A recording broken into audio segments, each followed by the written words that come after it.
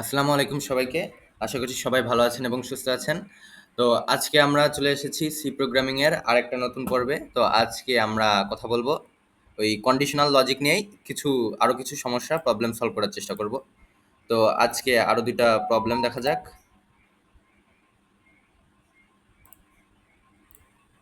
আজকে ৩ নম্বর প্রবলেমটা দেখি। এখানে বলা হয়েছে যে একটা ইংরেজি অক্ষর আপার কেস না লোয়ার কেস সেটা বের করার জন্য একটি প্রোগ্রাম লিখো। তো আপার কেস লোয়ার কেস বলতে বড় হাতের অক্ষর আর ছোট হাতের অক্ষর বোঝানো হয়েছে। অর্থাৎ একটা ইংরেজি সংখ্যা আমি ইনপুট নিব, সেই ইংরেজি সংখ্যাটা কি বড় হাতের না ছোট হাতের, কম্পিউটার সেটা বলে দিবে। তো এক্ষেত্রে এটা করার জন্য কি করা যায়? তো আগে কথা না বাড়িয়ে আগে প্রোগ্রামটা শুরু করি। এমটি ফাইল নিই এবং সেভ করি। ফাইলটাকে একটা নাম দিই, কন্ট্রোল এস দিয়ে সেভ করি। একটা নাম দিই upper case and lower case, upper case and lower case. তো এটা দিলাম। তো বরাবরের মতোই শুরু করা যাক আগে ধারাবাহিকভাবে, যে জিনিসগুলো মেইন না দিলেই নয়।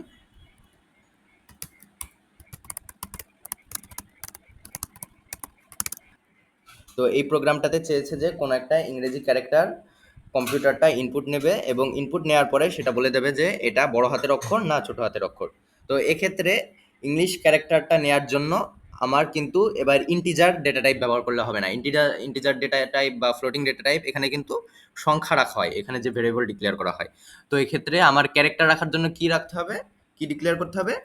ক্যারেক্টার ডেটা টাইপ অর্থাৎ ক্যার ডেটা টাইপ ডিক্লেয়ার করতে হবে এবং একটা ভেরিয়েবলের নাম দিই সেই সাথে সিএইচ ভেরিয়েবল, একটা ভেরিয়েবল দিলাম। তো ক্যারেক্টার ডেটা টাইপ নিতে হবে এবং সিএইচ ভেরিয়েবল। তো এই ভেরিয়েবলটা নিব।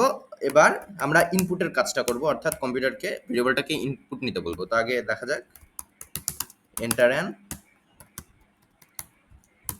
Character, enter an character. এবার সেটাকে ইনপুট নেওয়ার জন্য স্ক্যানএফ ফাংশন ব্যবহার করি। পার্সেন্টেজ সি হবে এটা এবং অ্যাম্পারসেন্ট সিএইচ। তো এটা গেল মেন মানে মূল অংশটুকু। এবার আমাদের যে কাজটা করা লাগবে, আমাদের কন্ডিশনে ফেলাইতে হবে। তো এক্ষেত্রে কন্ডিশনটা কি? কন্ডিশনটা এক্ষেত্রে হলো আমার যে যদি ওই লেটারটা ছোট হাতের এ, ছোট হাতের বি বা ছোট হাতের সি বা যা হয় ছোট হাতের এ থেকে জেড পর্যন্ত লেটারের মধ্যে থাকে তাহলে সেটা লোয়ার কেস। যদি এটা বড় হাতের এ থেকে জেড এর মধ্যে থাকে তাহলে সেটা বড় হাতের আপার কেস। তো এক্ষেত্রে কিন্তু কন্ডিশন কয়টা? এক্ষেত্রে কন্ডিশন হলো ২টা। অর্থাৎ এই সিএইচ ভেরিয়েবলটাকে কি করতে হবে? যদি সিএইচ ভেরিয়েবলটা ছোট হাতের এ থেকে বড় এবং ছোট হাতের জেড থেকে ছোট, আমি আগে লিখি, লেখার পরে তারপরে ক্লিয়ার হবে। এখানে if CH is greater than or equal, এখানে is greater than or equal A. এখানে একটা জিনিস খেয়াল করবেন, এখানে যে CH is greater than or equal, এখানে কিন্তু কোলন অ্যাপোস্ট্রফি দেওয়া হয়েছে, অর্থাৎ কোটেশন মার্ক দেওয়া আছে এখানে। এখানে একটা সিঙ্গেল কোটেশনের ভিতরে এই এটাকে রাখা হয়েছে, কারণ ক্যারেক্টার ডেটা টাইপ নিয়ে, যে কোনো ধরনের ক্যারেক্টার ডেটা টাইপ নিয়ে আপনার কাজ করতে গেলে কিন্তু সমান চিহ্নর পরে অবশ্যই এই অ্যাপোস্ট্রফি চিহ্নটা দিবেন, অর্থাৎ অ্যাপোস্ট্রফি না, এই সিঙ্গেল কোটেশন চিহ্নটা দিবেন যাতে করে এটা রিড করতে পারে, এটা ক্যারেক্টার ভেরিয়েবল হিসেবে এটা রিড করতে পারে। তো এটা লিখলাম। শর্তটা কি হবে আমার? যদি এটা ক্যারেক্টারটা এই ছোট হাতের এ থেকে বড় এবং এবং এবং এর জন্য ডাবল অ্যাম্পারসেন্ট এবং সিএইচ ইজ লেস দ্যান এর ইকুয়াল, আবার একটা single quotation less than equal Z হয়, তাহলে এটা প্রিন্ট করবে,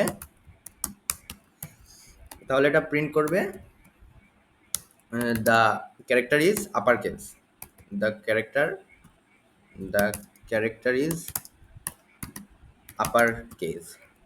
ইজ আপার কেস, এবং নিউ লাইনে। তো এটা হলো এ। আর যদি তা না হয়, আগে এখানে বলে রাখি, এখানে আমরা এটা লিখছি কেন, যে ক্যারেক্টারটা এ থেকে বড় এবং জেড থেকে বড়। এখন এ এর আবার বড় কি, জেড এর আবার বড় কি, অক্ষরের আবার বড় কি, এটা আপনাদের হয়তো মনে কোশ্চেন আসতে পারে।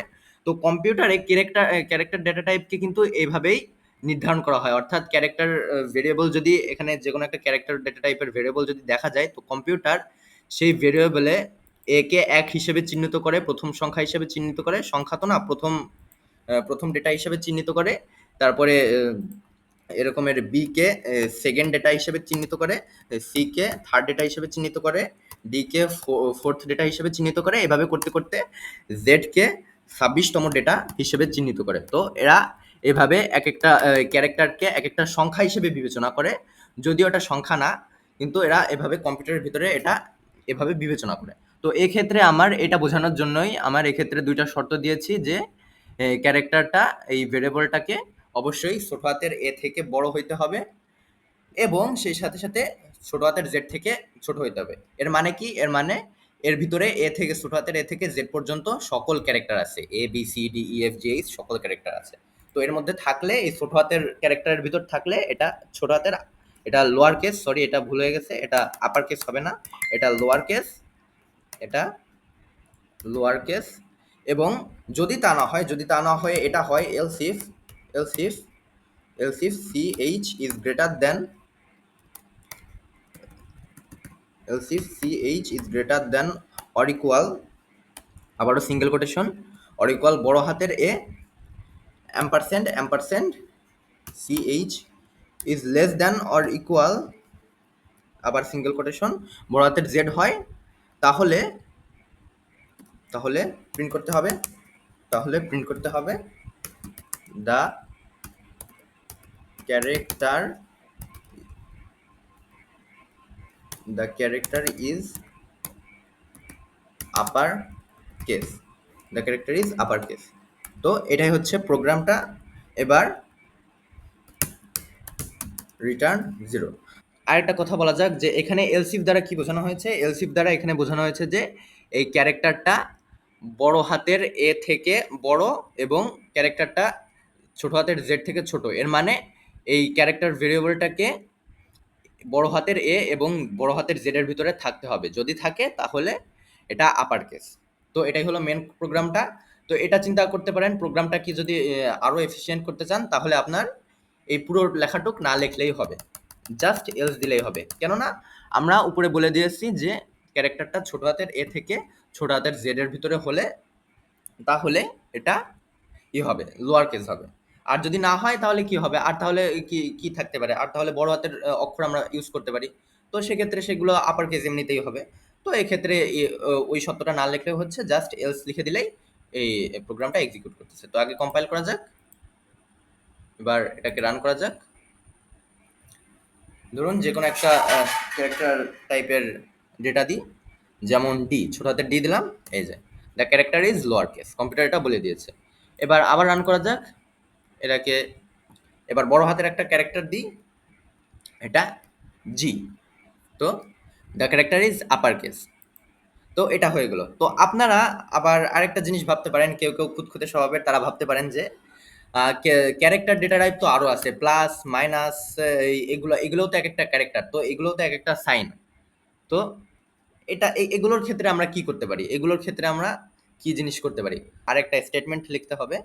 তো সেই স্টেটমেন্টটা হলো গিয়ে, যদি এগুলো এই অক্ষরের ভিতর না থাকে, তো তাহলে বলে দিতে হবে যে এগুলো কোনো ইংলিশ ওয়ার্ড না।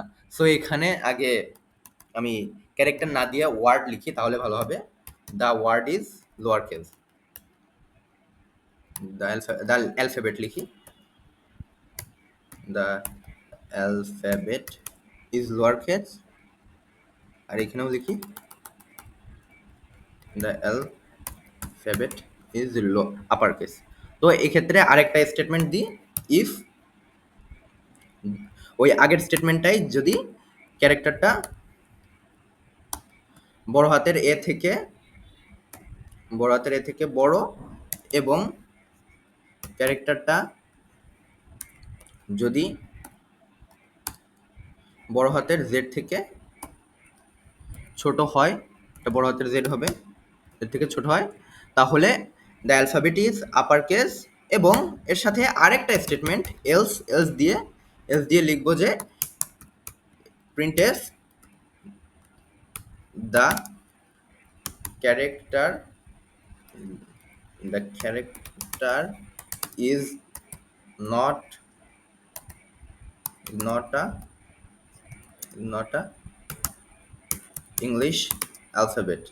Is not a English alphabet. Is not an English alphabet. So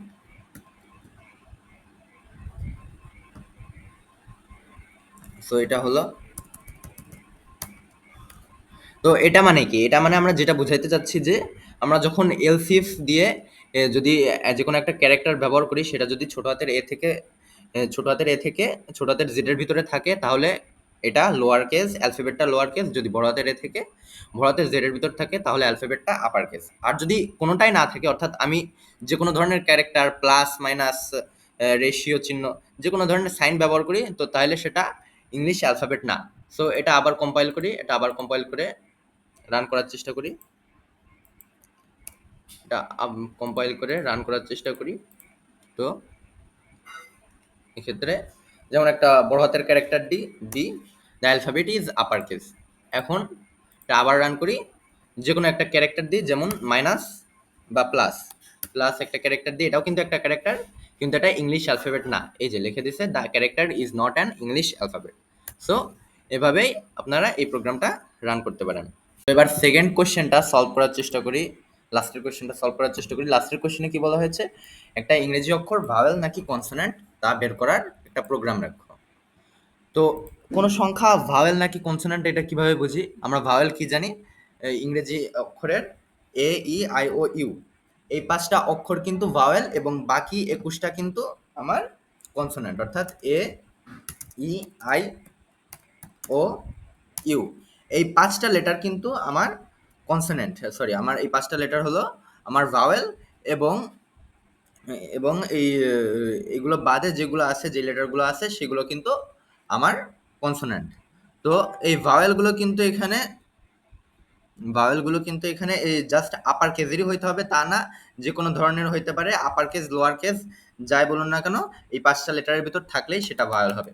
তো আমার কন্ডিশনটাও সেভাবে দাঁড় করা হতে হবে যে এমন একটা ইনপুট নিব, এমন একটা ক্যারেক্টার ডেটা টাইপ ইনপুট নিব, যেখানে ওই ক্যারেক্টারটা যদি আমরা ইনপুট দেবো, যে কোনো একটা ক্যারেক্টার ইনপুট দেবো, যদি ওই ক্যারেক্টারটা ওই 10টা এই 5টা লেটারের মধ্যে, অর্থাৎ 5টা তো না, এখানে 10টা হবে, কারণ এখানে আপার কেস এবং লোয়ার কেস নিয়েও বিবেচনা করতে হবে, কারণ কেউ ইনপুট দেওয়ার সময় ছোট হাতের এও দিতে পারে অথবা বড় হাতের এও দিতে পারে। সো এক্ষেত্রে আপার কেস নিয়েও চিন্তা করতে হবে। তো এক্ষেত্রে মোট 10টা লেটার, এই 10টা লেটারের ভেতরে যে কোনো একটা মিলে গেলে তাহলে কম্পিউটারটা সেটা প্রিন্ট করবে, এটা ভাওয়েল, এবং অন্যথায় এটা হবে কনসোনেন্ট। তো শুরু করা যাক, আগে ফাইলটার নাম দেওয়া যাক একটা, ভাওয়েল অ্যান্ড কনসোনেন্ট দিই, vowel and consonant, vowel and consonant, vowel and consonant. তো এটা আগে শুরু করা যাক প্রোগ্রামটা, হ্যাশট্যাগ ইনক্লুড stdio.h দিয়ে। তো এবার এখানে কিন্তু ডেটা টাইপটা ক্যারেক্টারই হবে এবং একটা ভেরিয়েবল দিলাম ch। এবার ইনপুটের কাজটা আমরা করব, প্রিন্টএফ এন্টার অ্যান লেটার, একটা লেটার ইনপুট দিতে আমরা বলছি, scanf %c, $ch। তো ইনপুটের কাজটা হয়ে গেল। এবার আসবো মেন কাজটায়। মেন কাজটা হলো আমার শর্ত। তো এক্ষেত্রে কিন্তু আমার ডাবল অ্যাম্পারসেন্ট অপারেটরটা, অর্থাৎ অ্যান্ড অপারেটরটা কাজে লাগতেছে না। এই সমস্যাটার ক্ষেত্রে আমার যে অপারেটরটা কাজে লাগবে সেটা হলো অর অপারেটর, অর্থাৎ এই যে 2টা দাড়ির মতো চিহ্ন, এই অর অপারেটরটা আমার কাজে লাগবে। কারণ কি? কারণ আমরা যখন ইনপুট নিব, যে কোনো একটা ইনপুট নেব, ধরেন ইনপুটটা দিলাম আমি বি, তো আমার ভাওয়েল হওয়ার জন্য এ ই আই ও ইউ, এই 5টা সংখ্যার যে কোনো একটা হইলেই তো হচ্ছে, অর্থাৎ সবগুলো শর্ত তো আমার সমান হওয়ার দরকার নাই, আমার তো জাস্ট একটা শর্ত পূরণ হইলেই হচ্ছে, যে কোনো একটা অক্ষর এ হইলেই হচ্ছে, কিংবা যে কোনো একটা অক্ষর ই হইলেই হচ্ছে, কিংবা যে কোনো একটা অক্ষর ইউ হইলেই হচ্ছে। তো এক্ষেত্রে যে কোনো একটা হইলেই হচ্ছে, তো এই কারণেই আমার অর অপারেটরটা ব্যবহার করা লাগবে। তো আগে লেখি, এটা লেখলেই বুঝতে পারবেন, if ch is equal double equal চিহ্ন দিবেন অবশ্যই, ইকুয়াল এবং সেই সাথে কিন্তু single quotation is CH is equals to A. এবার or CH equal to equal A, or CH equal E, or CH equal A E বড় হাতের আপার কেস ই। এভাবে লিখে যাবেন, এভাবে একটা একটা করে লিখে যাবেন, মোট 10টা কন্ডিশন আসবে। তো সিএইচ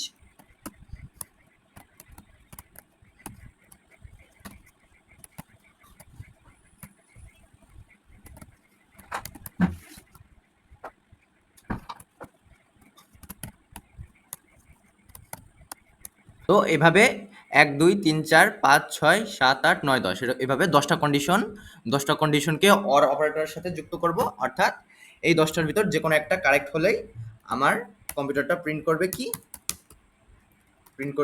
এটি প্রিন্ট করবে দ্য লেটার ইজ ভাওয়েল। এটা প্রিন্ট করবে দ্য লেটার ইজ ভাওয়েল, এবং নিউ লাইনে দেখাবো। তো ব্যাকস্ল্যাশ n। এবার এটা যদি না হয় অন্যথায় কি হবে, এলস তাহলে কি প্রিন্ট করবে, দ্য লেটার